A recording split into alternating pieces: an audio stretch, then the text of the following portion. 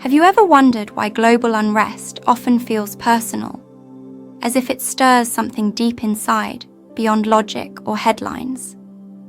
According to the Andromedan Council, through Riva, we're not watching a simple conflict. We're witnessing a galactic-level frequency test. The world's disturbances are not just outer events. They are reflections of subtle misalignments in humanity's collective energy. This isn't punishment. It's a mirror. Each surge in chaos reveals where the light still struggles to hold itself. And while some fear the shaking, the souls aligned in truth, they feel something else entirely. They feel the calling. Why Earth's frequency grid is under pressure now, there's something quiet happening beneath the noise of the world. A subtle hum, almost like a tightening thread across the surface of Earth. You can't see it, but you can feel it. In your chest, behind your eyes, in the way you suddenly sigh more deeply than before. Earth's frequency grid, that invisible web of energy that holds life's rhythm together, is under strain. Not because something went wrong, but because something old is trying to release. Now imagine this: a harp string stretched too tightly. It doesn't break right away. It vibrates strangely. The sound shifts. That's what's happening to our energetic field. The collective emotions, the historical trauma, the unresolved timelines. They're not just personal burdens. They're part of the grid. And like electricity running through faulty wires, you can feel the tension build. Not just in one country or one land, but everywhere.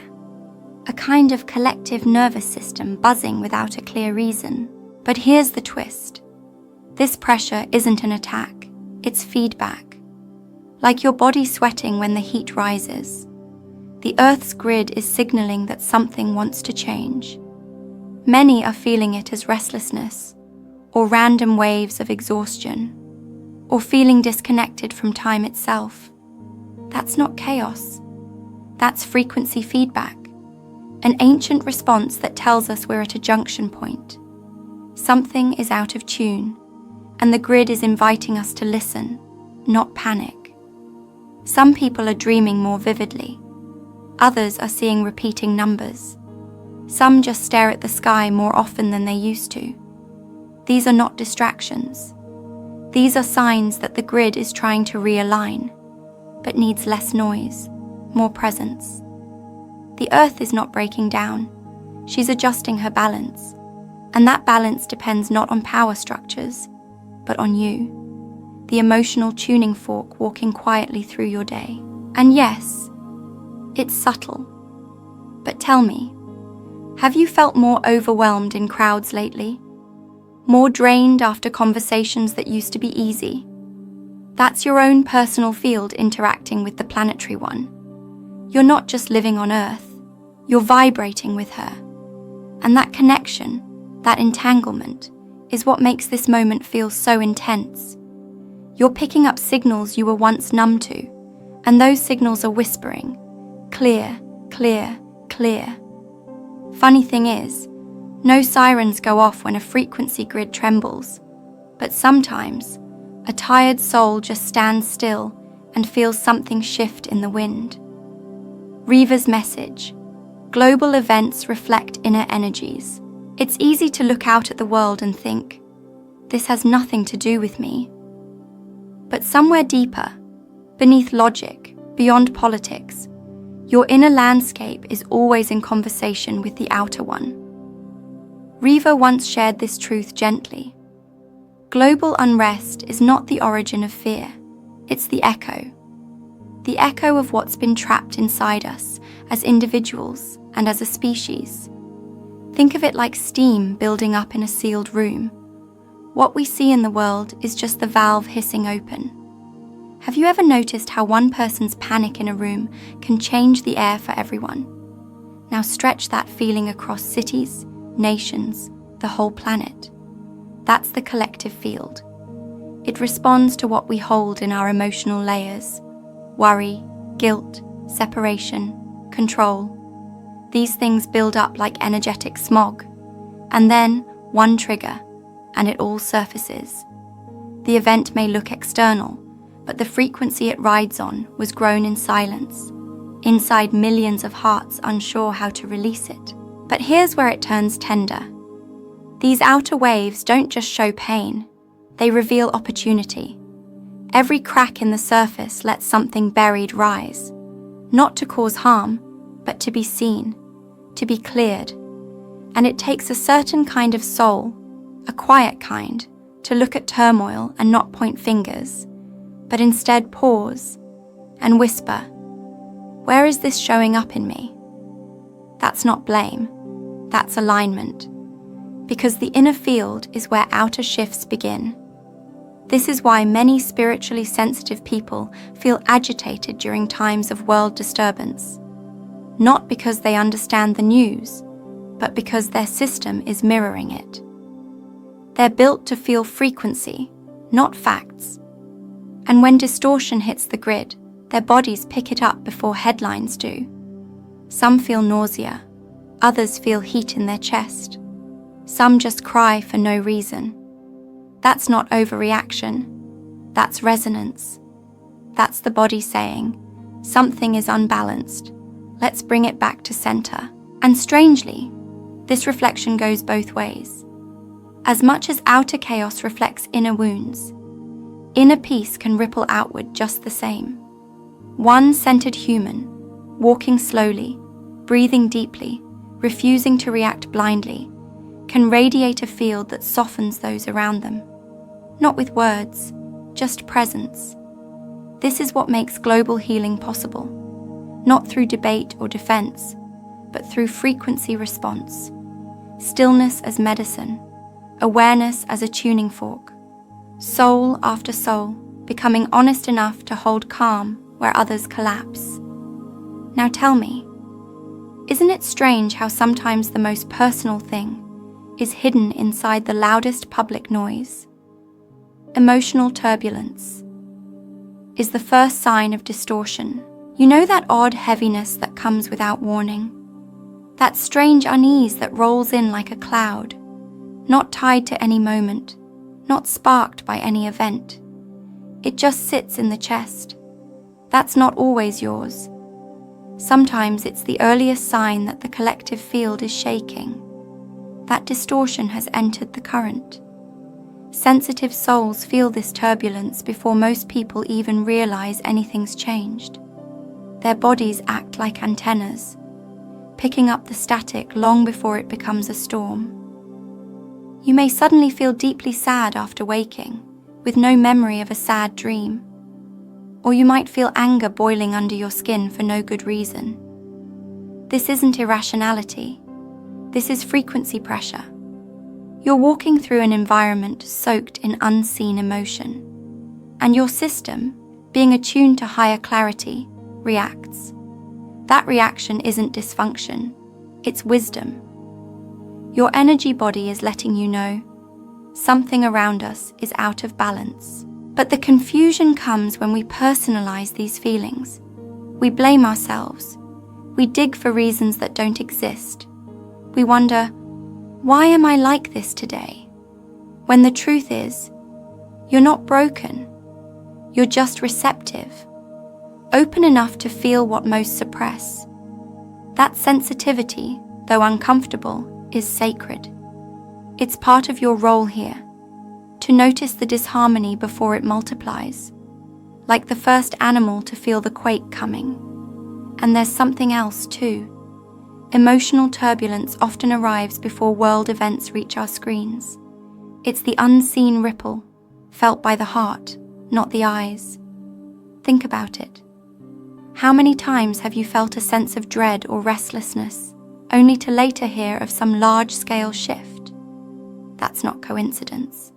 That's you tuning in before the facts arrive. You're syncing with the field's emotional layer, the raw, unsorted energy of Earth's collective.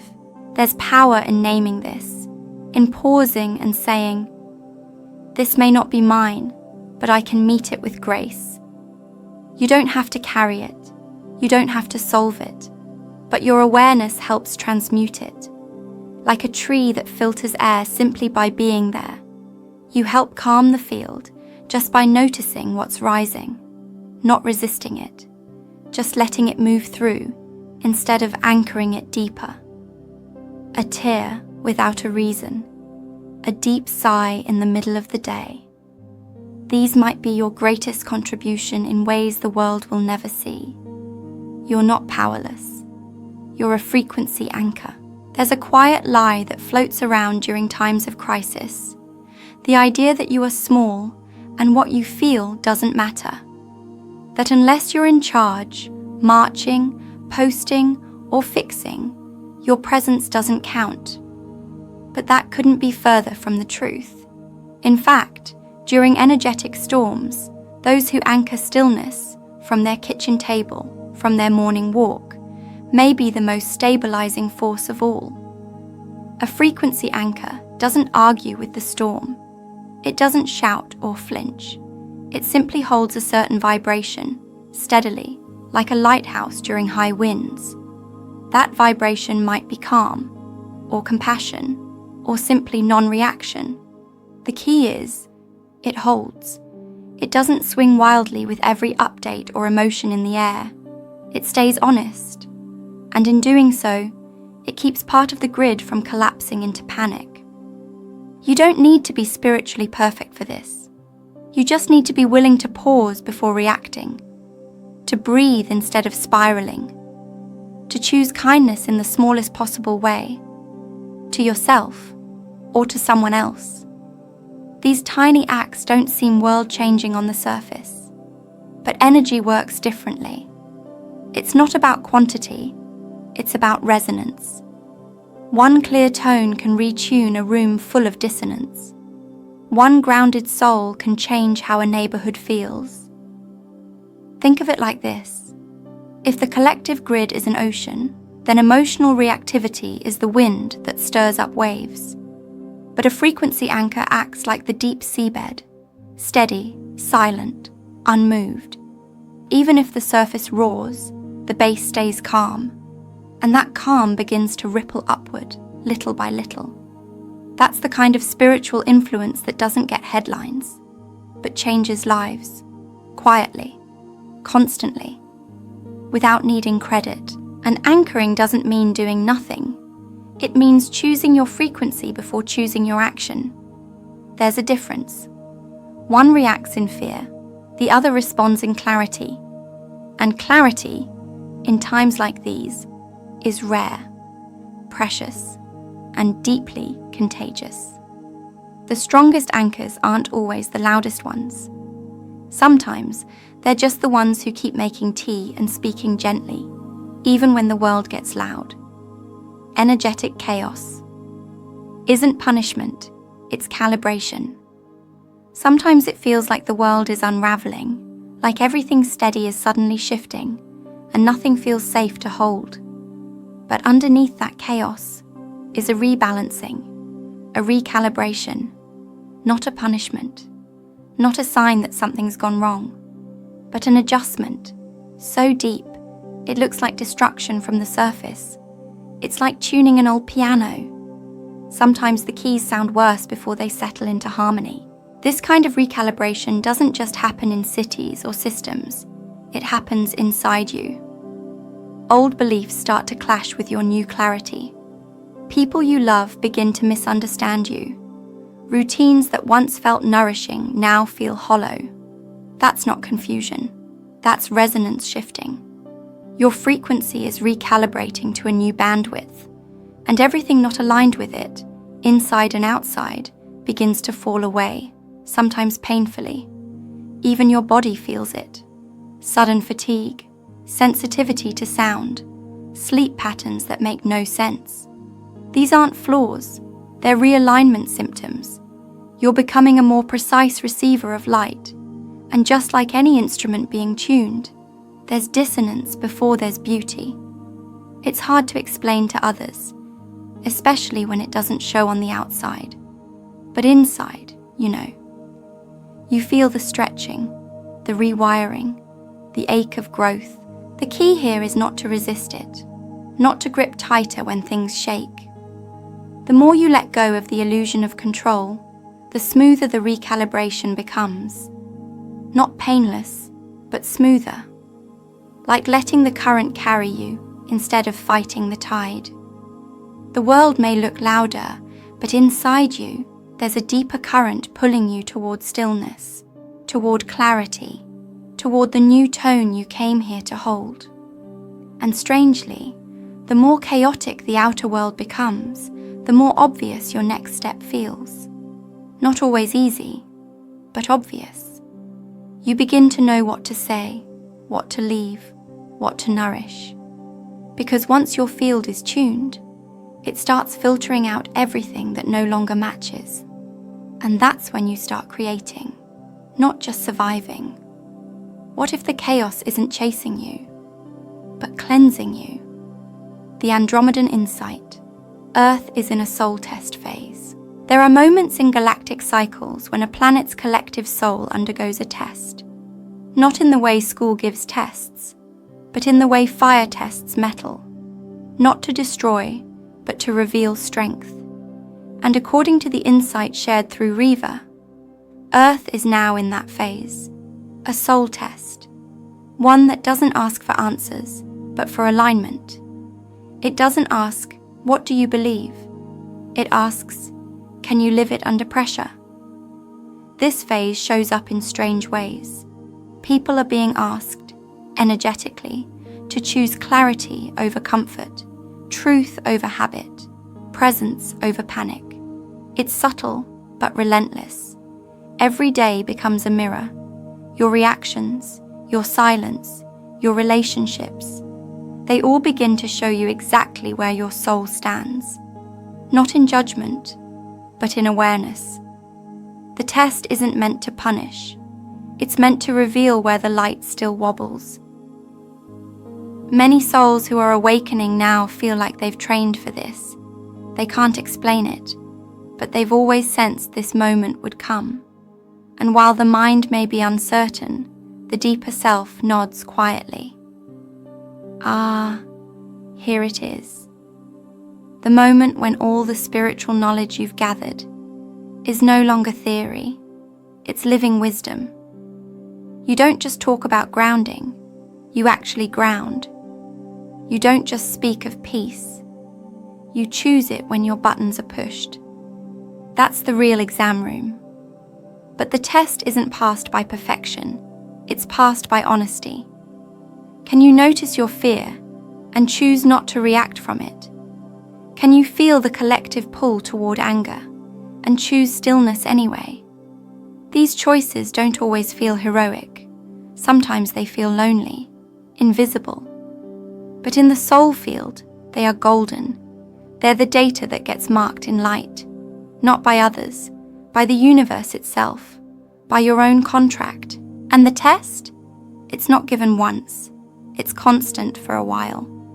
But each time you choose alignment, the next test gets lighter. Not easier, lighter. Because now, your system recognizes the pattern. It starts to lean toward peace without needing as much struggle. You shift from survival into frequency stewardship. And from there, everything starts to change. There's a sacred tension rising, one that can't be seen, only felt. Ahead in this video, we'll dive into how timelines are folding, how media is influencing the nervous system, and why your body might be reacting to invisible frequencies right now. We'll also explore what it truly means to stay neutral, not as avoidance, but as deep mastery, and how the simplest spiritual practices are becoming portals of protection in ways we've never understood before. How timeline disruptions mirror spiritual misalignment. You ever notice how sometimes your plans just don't stick anymore? You schedule something, feel clear about it, and then suddenly it falls through. Or you're pulled into strange delays, reroutes, cancellations, not once, but repeatedly. Most people see it as inconvenience, but in higher consciousness, we see it as a timeline adjustment. And when those adjustments happen over and over again, That's not chance. That's the field nudging you away from misalignment. Timelines aren't rigid paths. They're living streams of potential, shaped by energy, choice, and resonance. And when your personal frequency starts to shift, when your thoughts, habits, or relationships start creating resistance instead of flow, the outer timeline begins to distort, not as punishment, but as guidance. Events no longer work the way they used to, because the version of you who created those plans is dissolving. You're not being blocked, you're being redirected, and sometimes the redirection feels rough, like getting pushed off a path you walked for years. That's the discomfort of collapsing timelines. Futures that were once possible are now folding, because they no longer match your expanding soul. You'll feel this most when the life you're trying to live no longer fits the frequency you're learning to hold. It's like wearing a coat you outgrew. No matter how beautiful it once was, it'll start to squeeze. You may also see this in others. People fall out of your life for no visible reason, or they seem to be in chaos while you're finding quiet. That's timeline divergence, where frequencies split, softly at first, then clearly.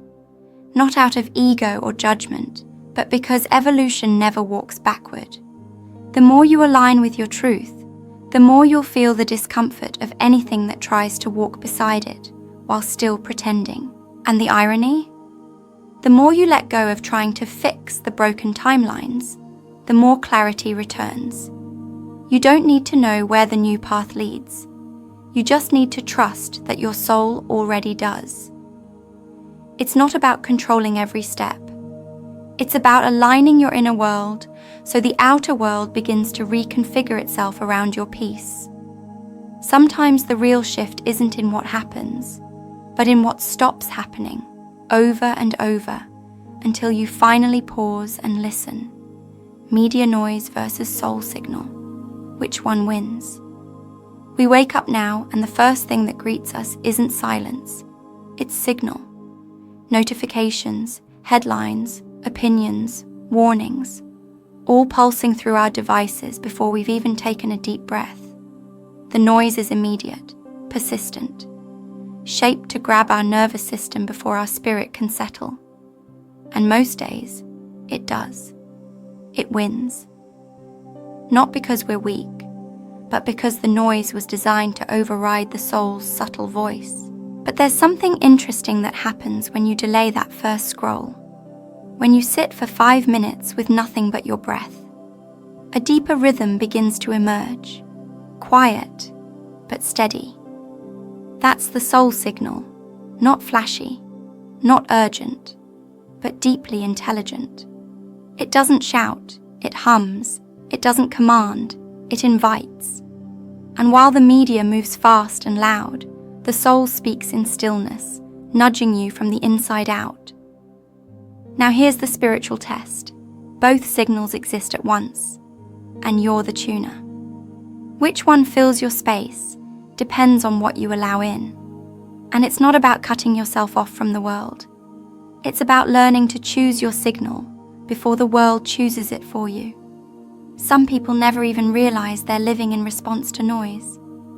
But the moment you hear the difference, even once, you begin to reclaim the dial. And during times of collective pressure, the noise increases on purpose. It doesn't just inform, it overwhelms. It agitates your heart rate, skews your sense of time, and clouds your intuitive knowing. That's why even the smallest spiritual practice, lighting a candle, putting your phone down for an hour, standing barefoot on the earth, becomes powerful. Not because it fixes anything out there, but because it clears the static in here. The moment you pause and feel your own thoughts, unfiltered, untouched by someone else's agenda, that's the moment the soul's signal becomes stronger. And that signal? It's encoded with timing, purpose, and calm. The very things the world says are missing already live inside you under all the noise.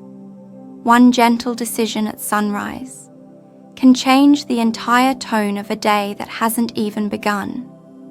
Your body feels the grid before your mind understands. Sometimes your body knows something is off long before your thoughts catch up. You wake up more tired than when you went to sleep. Your stomach turns with no cause. A buzzing behind the eyes, subtle, unexplainable shifts, and you think, maybe I'm just tired.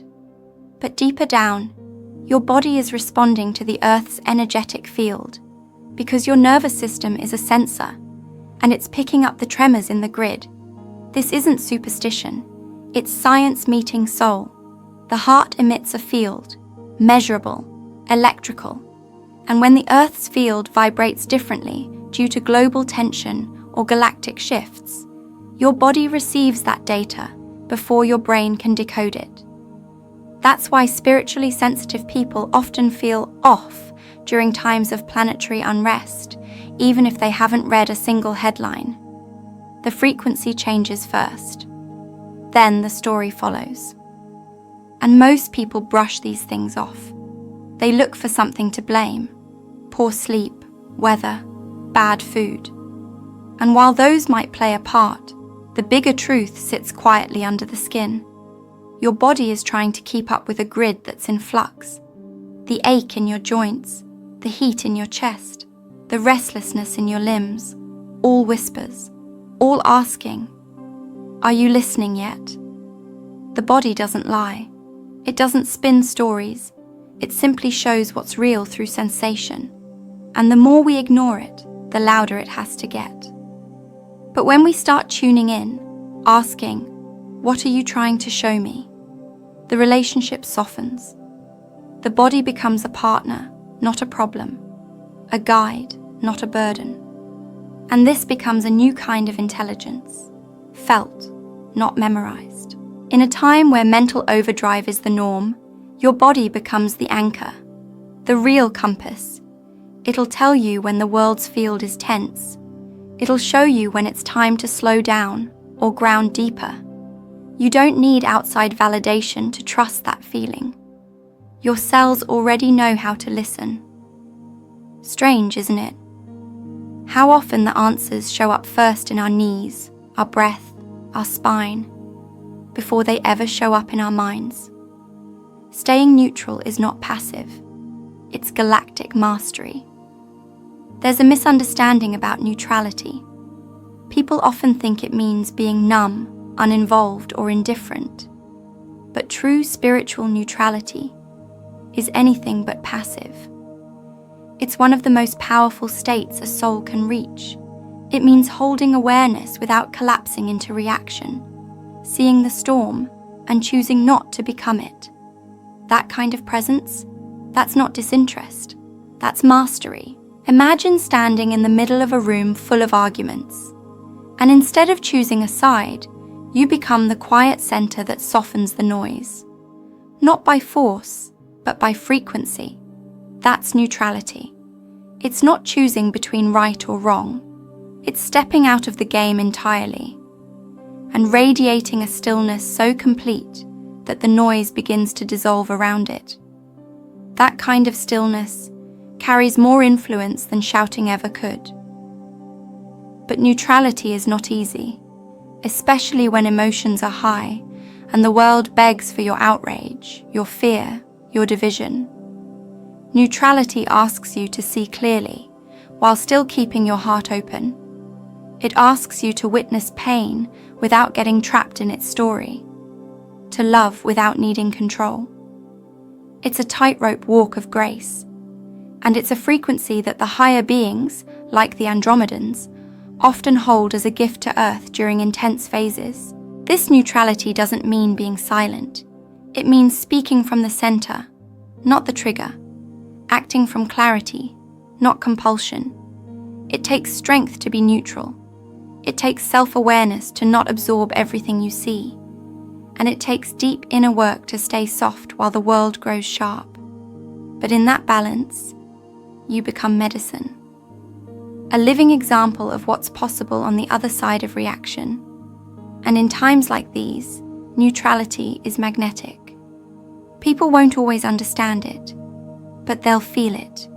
They'll find calm in your energy. They may come to you without knowing why.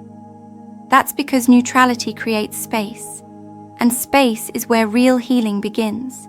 It's not flashy, but it's deeply, deeply sacred. Sometimes neutrality is just this, a quiet voice saying, "I see it all, and I choose peace anyway."